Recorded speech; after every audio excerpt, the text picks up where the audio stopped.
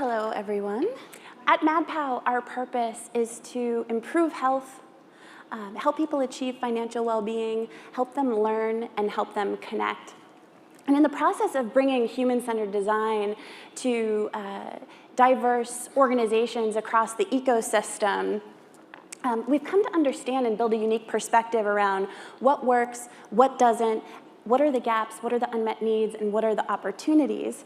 And I'm here with you today to share how, wow, that's far back, how empathy-inspired and purpose-driven design can help us to find our direction as people, can fuel business innovation, and can help us achieve impact at the societal level. The world hates change, yet it's the only thing that's brought progress. We know that change is difficult, yet it's absolutely necessary. We see the oftentimes painful state of affairs in health in terms of how people experience the system. We feel it. But we also feel the hope associated with the notion that there's got to be a better way. We desire change. We know that it's needed. I believe that design provides us with an invitation to change and a method for bringing it about. Basically, design gets us from where we are to where we want to be. In this section of talks, we'll be talking about how to guide and empower positive change through empathy, purpose, motivation, and culture. I'll be talking about how empathy can help us find our purpose, and then Dustin DiTomaso, the head of our behavior change practice, will be talking about how we can design for lasting and sustaining behavior change. And then Adam Connor, who heads up our organizational design practice at MadPow, will be talking about how do we create cultures of collaboration, creativity, and innovation, and actually bring the amazing experiences we envision into the marketplace.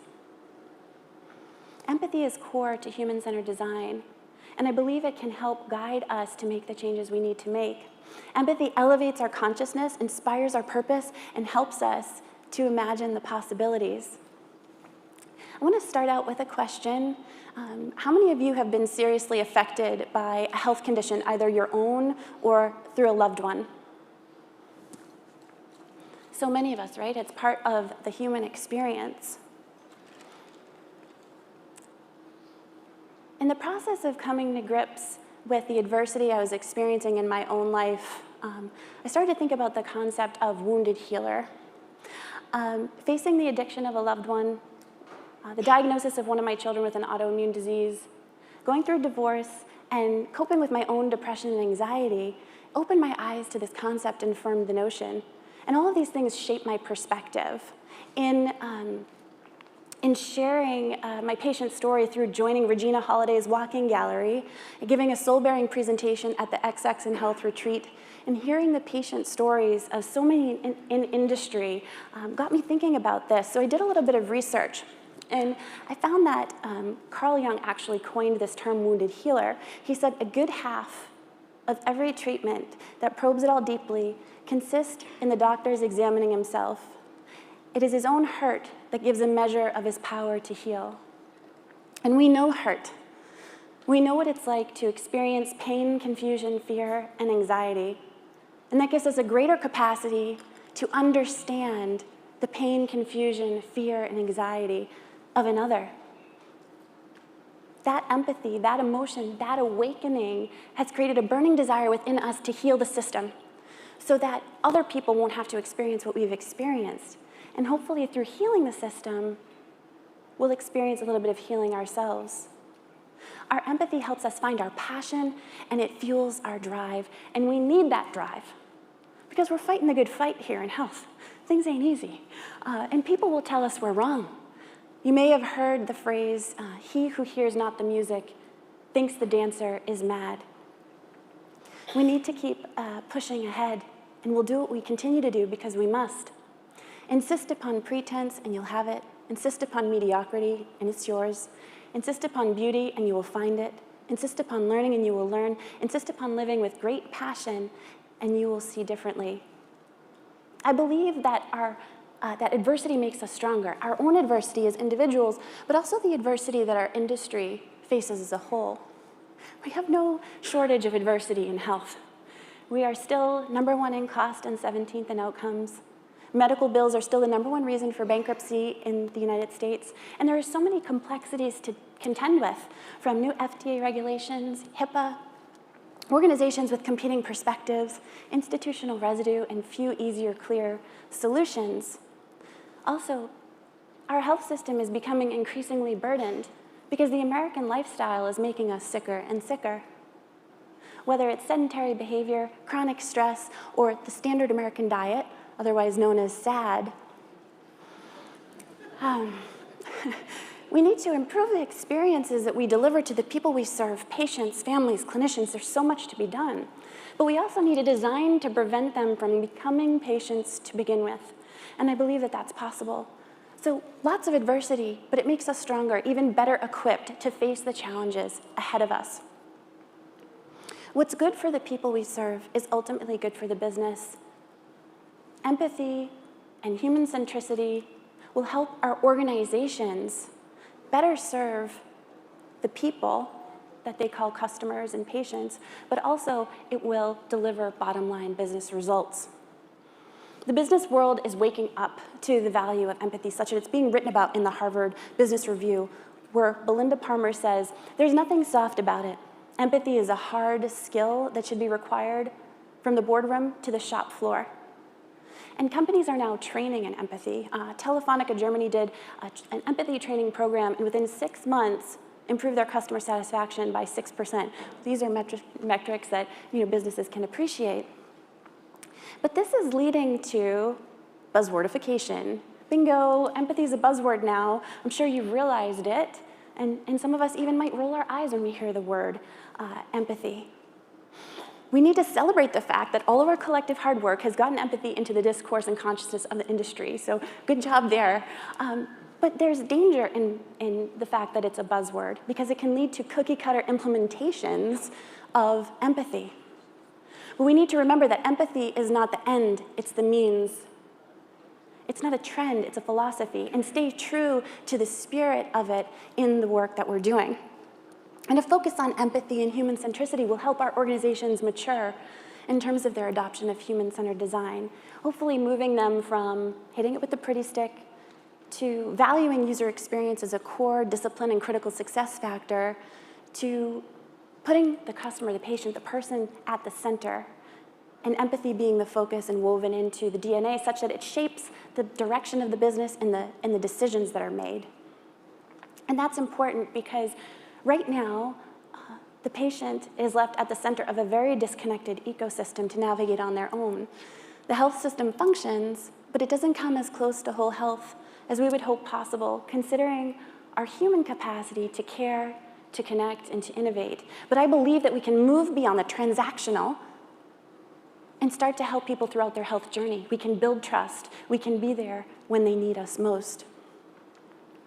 The experience is a byproduct of how we're organized to deliver it. If we're a mess of silos on the inside of our organizations and as an industry, the resulting experience will be a mess as well.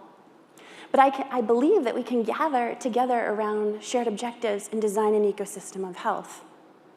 I believe that new forms of collaboration, integration, and partnership will lead to unprecedented innovation and unimaginable results.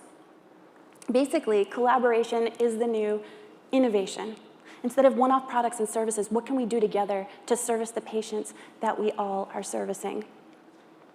It was that spirit of collaboration that led us to partner with the CDC, JSI, and nonprofit AIDS services organizations, as well as HIV patients themselves, to design an HIV medication adherence application that puts the person at the center, involves social support, and connects improved adherence with lab results.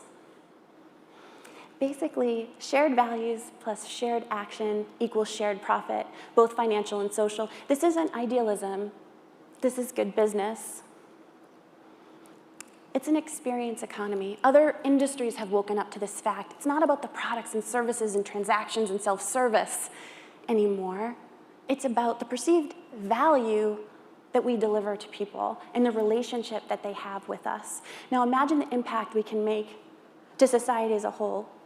If a large national bank helped its customers save just 5% more, that would be a benefit to the customer, a benefit to the business, and would also have impact on society. When society wins, business wins. It isn't enough to make a profit anymore. And this is going to call our organizations to reshape their more traditional boundaries. And we're seeing this happen as insurance companies move past being your partner in adjudication to your partner in health. And as pharmaceutical companies move beyond drug development and into digital therapies that can help with the healing process. Consumers understand the impact that the corporations that they do business with have on society, and it's shaping the direction they make as consumers. There's a new discipline forming in design called transition design, and it's so exciting. It's where social innovation meets service design, and I hope to have a whole track dedicated to that next year at HXR. I believe that purpose will lead to profit, and I'm not alone. Roy Spence, who wrote the book, It's Not What You Sell, But What You Stand For, he said that great companies have an authentic sense of purpose, a real definitive statement around the difference they're trying to make in the world, in a workplace with the energy and vitality to bring that to life. And I believe as organizations operationalize their purpose, we'll see corporate social responsibility and customer experience disciplines converge. We'll see companies figure out not just the advertising program or through philanthropy how to make a difference in the world, but how to integrate their purpose into how they do business, their products, their services, their experiences. Cigna has a decided focus on wellness, and that purpose led them to partner with Samsung to create one of the first all-digital health coaches. And we worked with them to design a behavior change strategy that involves customized pathways that help people track, set goals, and track toward them, maintaining motivation along the way. I think that we can design with the goal of human flourishing. And of course, that's a lofty goal. But every design decision we make, every project we work on, if we do those things in the context of purpose, those things will stack up. And as an industry, we can cause a sea change. So a little bit on methods. Many of you have used these methods, but I want to talk about some twists to the methods that we use in human-centered design. I'm a designer, and when designing, I'm in service to other people, trying to help individuals thrive and organizations thrive. But we're seeing a transition happening from designer as maker to designer as student, facilitator, and teacher. Research-inspired design helped us to understand the people we were designing for so we can make better solutions for them. Now, more and more, we're going to be designing solutions with them, alongside of them. We still need to do research, of course, and become students of the problem and inclusive in our approach, and getting outside of the four walls of our organizations and getting face time with the people we serve. We'll come to understand what will drive real meaning and value and purpose in their daily lives, what will truly guide, comfort, inform, motivate. And we can invite others along with us in that process, immersing stakeholders. Humana did a good job of this. They actually paired an ethnographer with C-suite executives, and they spent a day per month with a Medicare member, and they built empathy for those members and came to understand the real problems and the real situations to the point where they were motivated to fund an 80-person consumer experience team as a result. When we invite others to the table, we can help them imagine the possibilities, inviting patients, partners, stakeholders. Design is not a holy grail just for designers. We can teach other people the methods and invite them to the process. And in working with them through participatory design activities like game storming and generative toolkits and empathy mapping, we can build greater understanding and context. And I do believe making is research because we build empathy and see things from a different perspective. We have a responsibility to introduce others in our organizations to the methods of human-centered design and evangelize the benefits. And training can help, it's a start, but how do we really immerse people in human-centered design?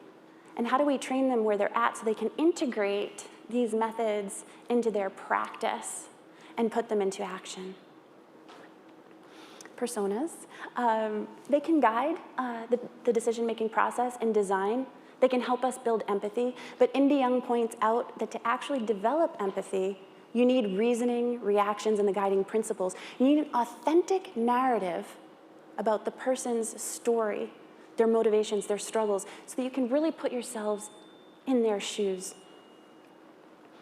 Sarah points out in her talk, Design for People at Their Worst, that if we're able to consider users at their worst and make experiences feel good for them when they're the most vulnerable, most difficult, then we can make them work for everybody. And this is a core tenet of universal design.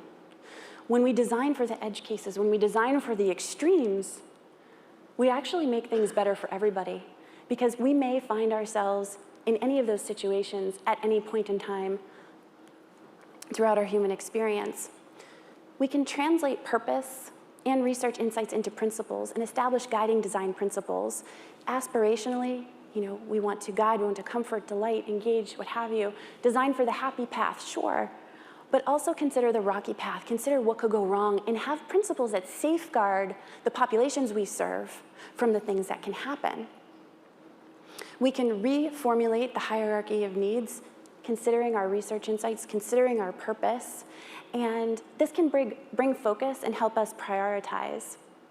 We still have shiny object syndrome in the industry, where we're convinced the tool, the technology can give us all the answers and solve all of our problems, but we need to first deliver experiences that are trustworthy, safe, easy, kind, meaningful before we go there. We can start to audit every touch point in the ecosystem against the hierarchy of needs.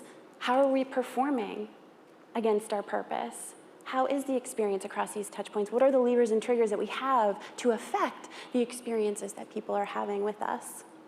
And of course, we can evaluate and measure. In order to have continued momentum in a positive direction, we need to try to speak the language of the people we're trying to influence inside of our organizations, and even try to help them reframe the discussion. So maybe as opposed to ROI, we look at ROE, return on experience. Can we all agree that experience will benefit our organization? Okay, well then how do we measure experience? We need to make sure, though, that in our measurements, we don't lose the humanity in the why. Why are these numbers saying what they are? And we can immerse people in the stories of patients, of customers, so that they can understand beyond measurement, really intuitively, what's going on. We need to move beyond design thinking and into design doing, putting all these thoughts and ideas into action. And that's what this conference is about, to learn from each other and put this stuff into practice. And all of the things I'm sharing with you has created a burning desire within us at MadPow to move beyond design thinking into design doing, and we're doing the best we can. It actually led to us forming the Center for Health Experience Design, which I'm very excited to announce to you today. We're officially launching at this conference, where we're hoping to get organizations together from across the ecosystem to collaborate. The center serves as a conduit for the delivery of health experiences that help people heal and flourish. The center will serve as an experiential design and innovation resource, helping organizations form and grow their innovation competency in-house, serve as a strategic injection of design services, and convene and connect individuals across the ecosystem who have shared interests so we can start solving some of these complex problems together. We're so happy that Brigham and Women's Hospital and MIT Hacking Medicine are on board as charter members, and we invite you to become a member as well. Please do talk to me if you are interested, and we have a booth outside where you can get more information too. One of the first projects of the center is what's your burning mission in health? You've heard a lot from me today about mission and direction. I invite you to share your mission and your direction outside. It will be illustrated, hung up, tweeted if you like, and then you can take that back with you to your home, to your office, as a reminder of why you're doing the good work you're doing in health. So in closing, empathy-inspired and purpose-driven design will help us find our direction, fuel business innovation, and deliver positive human impact. So I want to thank you again for being here. I'm so inspired and amazed by the brilliant minds in this community, and I always walk away from this conference with my head swimming of ideas and the things that we can do together and all of the possibilities. So I'm so excited to see how the next couple of days unfolds.